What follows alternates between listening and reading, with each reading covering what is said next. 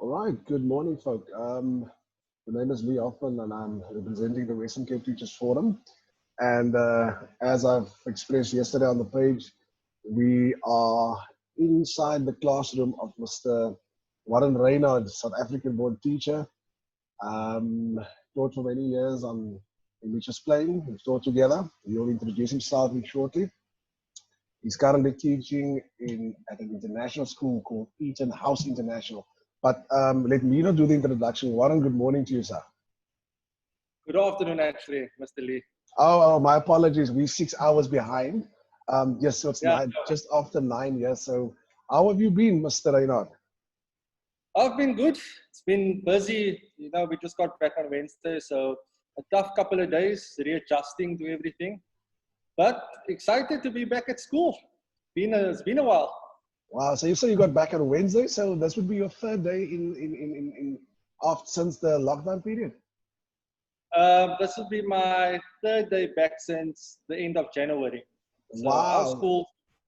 the schools in China has been closed since January, and still most schools in China are still closed at this point in time. Obviously, doing different inspections, they need government approval before they can open up. So our school's one of the first schools opening up, and I mean it's May, and our academic year ends at the end of June. All right. Yeah, just to bring you into perspective, maybe you know it already, but just for the sake of context, the public schools in South Africa, we were scheduled to close on the 20th of March to indicate the end of the first quarter. But we had an abrupt change to that date. We in fact closed 2 days earlier, which was 18 March, Wednesday, after the president had announced the hard lockdown due to the outbreak of COVID-19 coronavirus. So if I compare the two periods, so you guys were out of action for approximately 3 months, if I'm correct. Close to 4 months. Close to 4 months. Okay. And so if we take into consideration where we currently at, we are now on the fifth month of, the 8th day of the 5th month.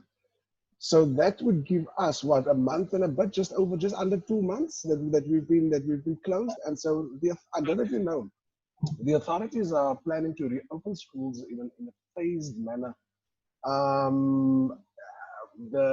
There's a phased approach. So the SMTs, the school management teams, as well as the non-teaching staff members, they are scheduled to return on the 11th of May, which is next week, Monday. And then the rest of the staffing complement, the post-level 1 educators, the 18th of May. Your thoughts on that? Honestly, I think it's way too soon. I think again, this is my opinion, let me just say that, so people don't have to agree. I think the education department is risking lives, not just that of the students, but that of teachers and parents. I think it's way too soon. So, bit of my background, I taught at Barker's Primary for 9 years. So I know what the school classroom size, I know the situation in local schools, in government schools, or in South Africa, or in Cape Town in this particular case. So to me personally, there is no way that should be happening. Simply, if I look at the measures that our school had in place or has in place at this point in time, so just the teachers. So every day before we get into the school, our temperature gets checked twice. Our hands get sanitized. Under our shoes get sanitized. We have to wear masks. My wife works at the school, but even when we're at school, we have to social distance.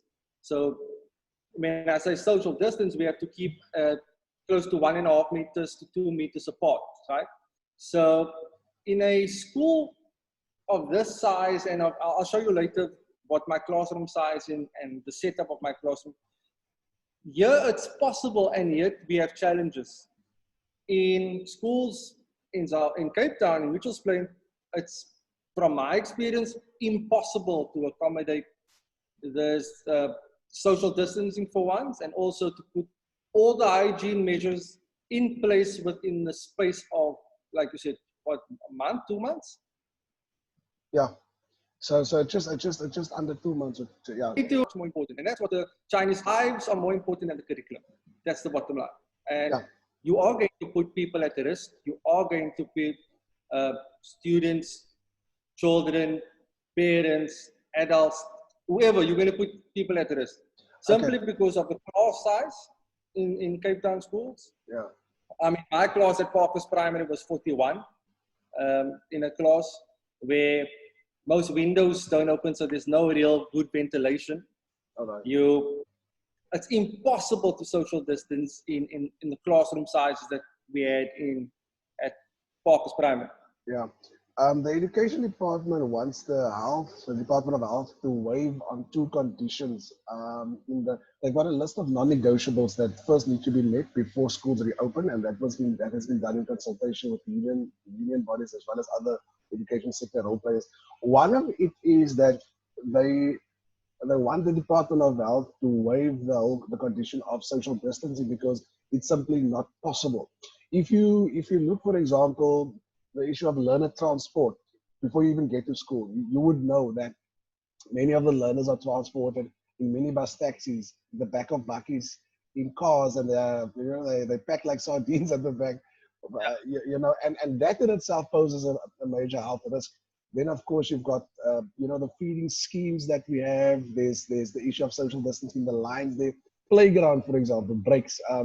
You've got many tactile learners who like to hug and they're very friendly, and suddenly there's this new order where they almost forced not to touch, and then the whole practicality around that.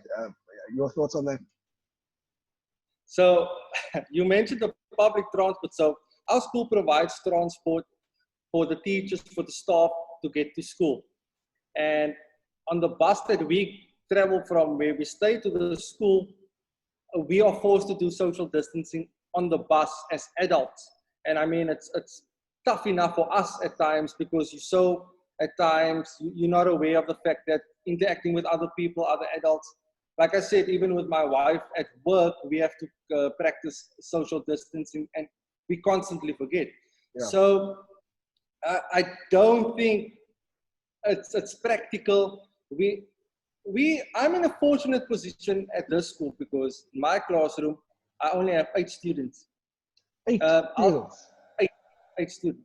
And I'll show you the classroom, if I can just turn the screen, I'll show you how far apart I needed to set up my desk. Each desk was set up 1.5 to 2 meters away from each other.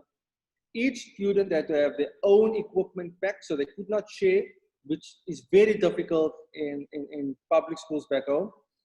They have their own resources. They're not allowed to share food. Look, we're at the same position where they can't interact with each other, so it's going to be extremely difficult for them as well. But we're fortunate enough that it's only 6 weeks of school left, and hopefully things are getting better every day. It might not be that easy for people back home. So if I just show you quickly my classroom size and my setup. So basically, there's a desk, here's a desk. So you'll see the desks are spread out apart, and on each table there is an equipment pack for when students come back on Monday. So when they walk in, the first thing they have to do before they reach my classroom, they will go through 3 different checkpoints where they will get their temperature checked. They will go through, they need to practice personal hygiene, so they need to wash their hands, their feet as well, and also the school will then issue them with masks, so which they have to keep on through the entire day. So that's another thing, that other schools providing masks back home, I don't know. So yeah. My assumption is that you are teaching at a private school as opposed to a public school, right? But that's correct. But yeah, private schools and public schools still have to meet the same requirements. So it doesn't matter whether it's at the international school or it's a local government school, the school will not be allowed to be opened unless it has the same standards. There's no different standards that at this school than at the local school where it comes to safety measures. Yeah. The safety measures are the same across the board. Yeah. As the school, so before learners enter the school building, they are screened. Is that what you said? So the appointment of screeners and testers, are those procedures performed by the staff, the employees of the school, or did the health authorities appoint additional staff to assist with that particular process? So the health authorities in China, I know, as at our school, appointed a doctor, a doctor. So the doctor will do that. So our school has their own nurse, but the doctor was an additional support strategy that the government decided that all schools will have a on support doctor to make sure that if there's an outbreak, before there's an outbreak, also for training of staff, should there be a case within your classroom, we've been through training and all those sorts of things to basically to guide us. So the doctor, we have currently basically two on our school.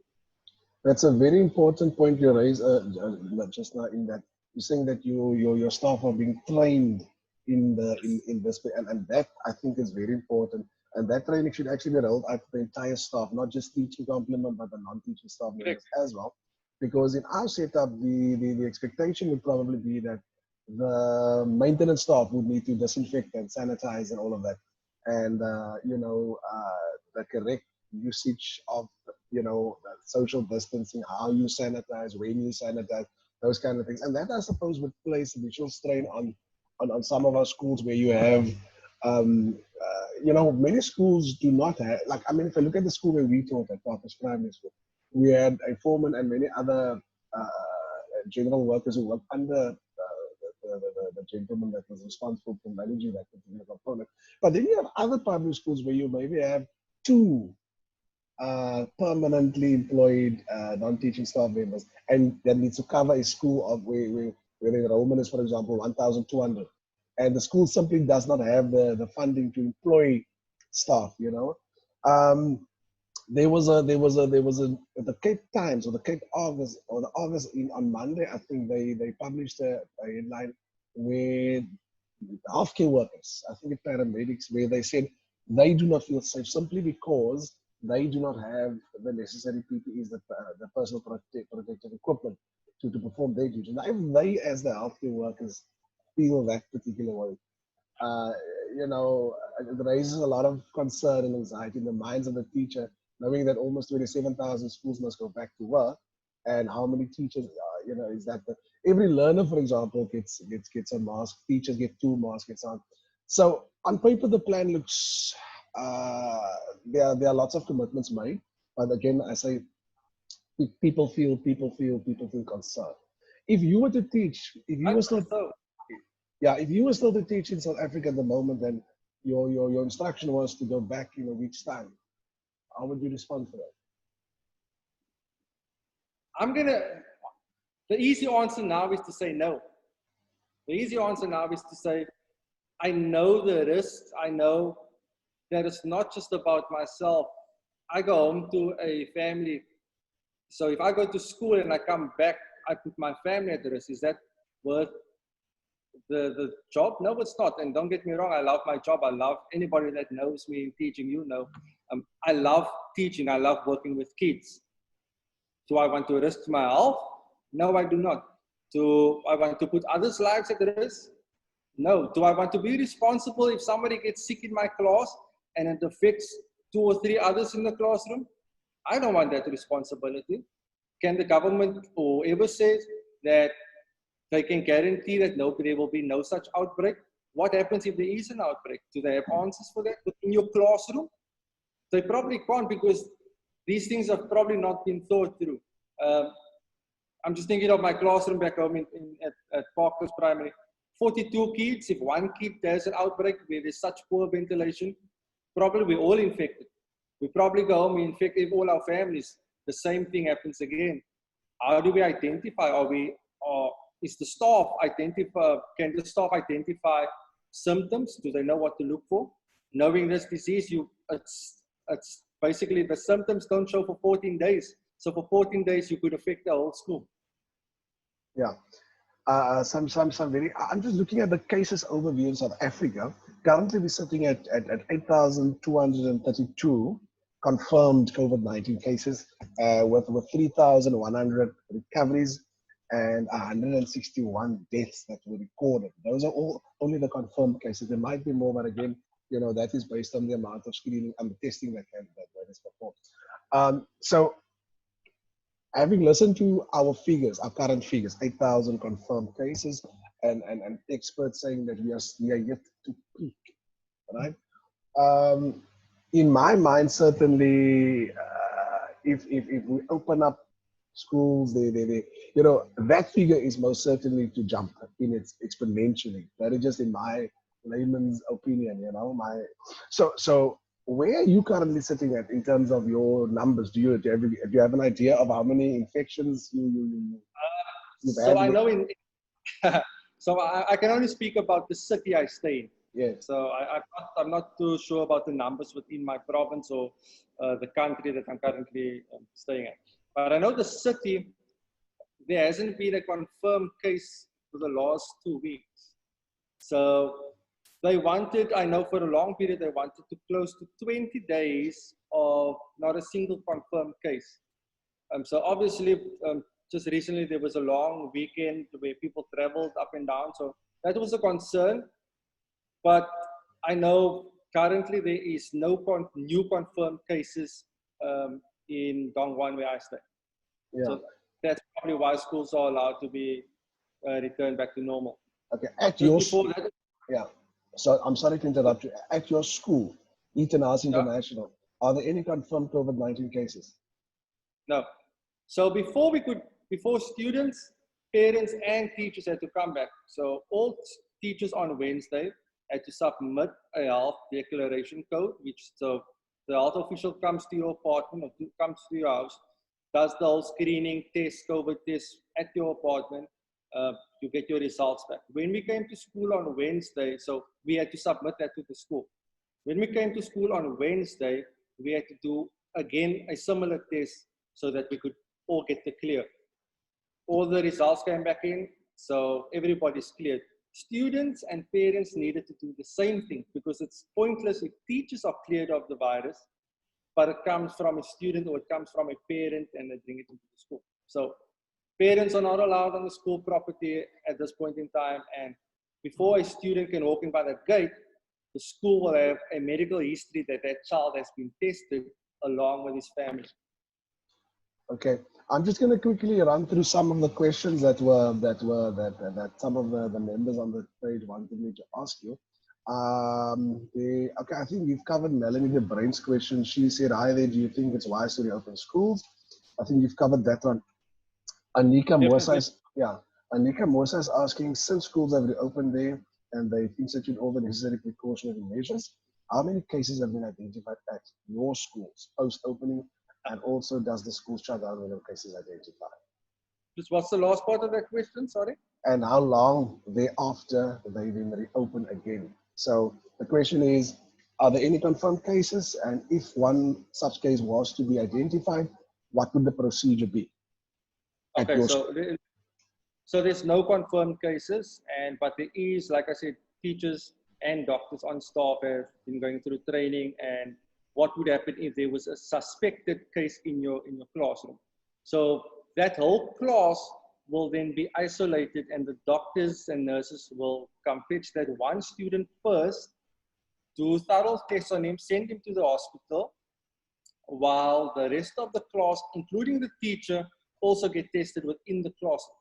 So the suspected case of the student that they maybe assume had the virus would then be removed, taken to the doctors, to the hospitals and get cleared.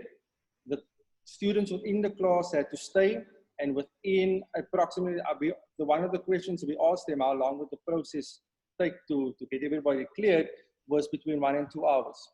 So it would probably take about, let's say, 2 hours to get everybody cleared within the classroom, and then they could leave. But nobody would be allowed to leave, including the teacher, until everybody was cleared. So they would isolate this classroom and everybody in it until the cases were cleared. All right, Warren Raynardt, I don't know if it's a family member or relative of yours. Yeah, he says, well, Yeah, it's more of a statement, but rather than a question. But yeah, the latter part is a question, which I don't think anyways, it is under Raynardt. If our government is so sure that things are safe enough for kids to go back to school, why is SA Parliament not open yet? Okay, so There's no, there's no way the government can be sure that the schools are safe. How do they know that? all right. How can you make a statement that the government is sure that schools are going to be safe? Yeah. All right. And Louise Lawrence, she's asking what have been done about early childhood development centers. She is a practitioner at Kiddies Planet. You've earlier I've mentioned to you about the phase reopening of schools. That includes grade R's right up to grade 12, but nothing has been said or communicated at least as regards the whole issue of creches, daycare centers, early childhood development centers. Has there been a different approach in your particular country where you are? So our school has a early years department as well, and still today that they still closed. They're remaining closed probably till the end of the education semester. To be honest, I don't think they're going to open up again, according to me, because our up until year fours only can return on the 18th of May, and that's going to leave you 5 weeks left of the academic year. After that, I don't think they're going to risk the early years. To be honest, that's my opinion. All right, Karen. I'm not sure what Karen's surname is. Where's Karen's question? Sorry, Karen is asking. Okay, I think you've answered this one. Just want to know how many kids per class does he have? Because here in our rural area, our classes are between 45 and 54 learners strong. I saw that question, and I also know that they were talking about building extra classrooms or setting up extra classrooms. Again, my question with that is that really going to happen firstly? And is there enough teachers to split a classroom, and who gets the teacher and who gets a teaching assistant? Or are parents going to be happy with that? It's winter. We know how cold these classrooms can get. So I don't think that's just a quick answer that I can tell you. Is it practical? Probably not. So Reynolds, finally, on the issue of the of schools, what do you say to a parent that Yeah. is saying, look, forget about this academic year. I'm keeping my child at home for the balance of 2020 to keep them safe, and even if it means they have to repeat the current academic year next year. So we actually have cases like that at our school. So just because I have 8 in my class doesn't mean that my class number is 8. My class number is not 8. But we have parents that opted for the option of keeping their child at home, which is fair enough. But for the last 3 months, we've been doing online teaching. So we've been providing our students that were at home all this time with online teaching, Zoom lessons, using different programs.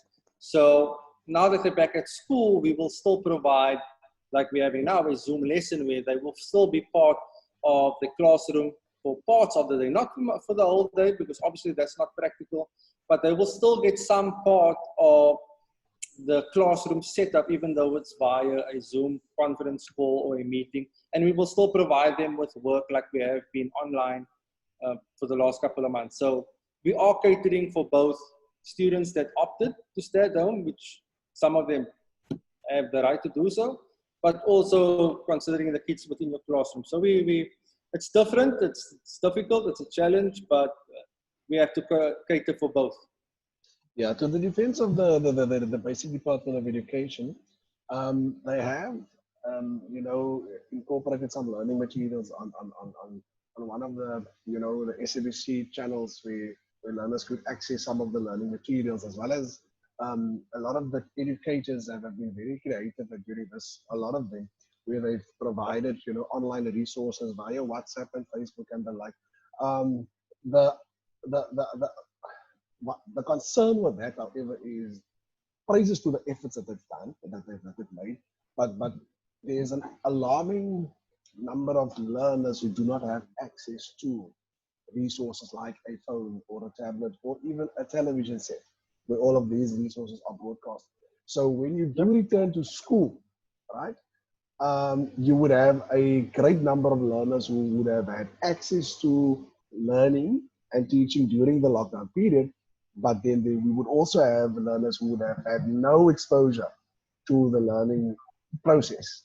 And so those learners share the same classroom space, and that in itself creates challenges. And so, um, the whole issue of curtailing the curriculum, that's another thing. So there was one school of thought that says, look, let's play catch up, because in an academic year, you have to cover a certain amount or number of concepts per subject and so forth.